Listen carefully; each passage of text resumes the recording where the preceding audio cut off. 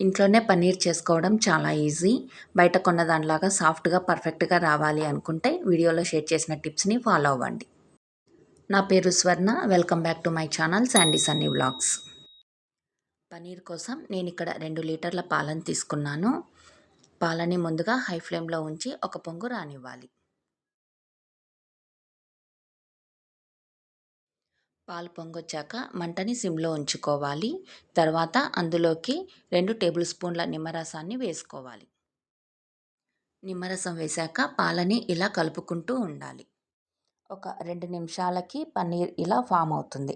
Paneer form అయ్యే వరకు ఇలా కలుపుకుంటూనే ఉండాలి. లేదంటే అడుగంటుతుంది. పన్నీర్ అన్నది మాడు వాసన వస్తుంది. ఇలా పాలల్లో నుంచి పూర్తిగా వాటర్ సపరేట్ అయ్యే వరకు మంటని సిమ్‌లో ఉంచుకొని కలుపుకుంటూ ఉండాలి.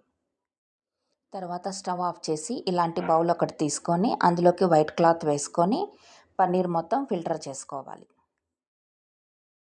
తర్వాత పన్నీర్‌ని 2, 3 సార్లు వాటర్‌తో బాగా వాష్ చేసుకోవాలి. ఎందుకంటే మనం ఇందులోకి నిమ్మరసం వేసాం కాబట్టి ఆ ఫ్లేవర్ అన్నది తెలియకుండా ఉంటుంది. ఇలా 2, 3 సార్లు బాగా శుభ్రంగా నీటితో కడుక్కున్నాక ఇలా ఫోల్డ్ చేసుకొని ఉంచుకోవాలి. తర్వాత దీనిపైన ఒక గంట పాటు హెవీ వెయిట్ ఉంచాలి. ఇలా ఉంచడం వల్ల ఇందులో వాటర్ మొత్తం ఫిల్టర్ అయిపోతుంది. ఒక గంట తర్వాత తీసి చూస్తే మనకి పర్ఫెక్ట్‌గా పన్నీర్ అన్నది తయారైపోతుంది.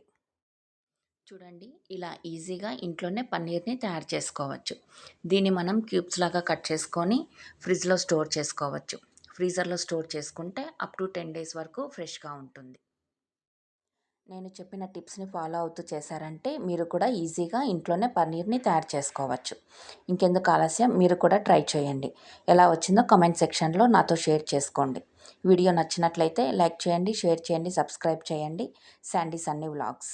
Thanks for watching. Thanks for your time.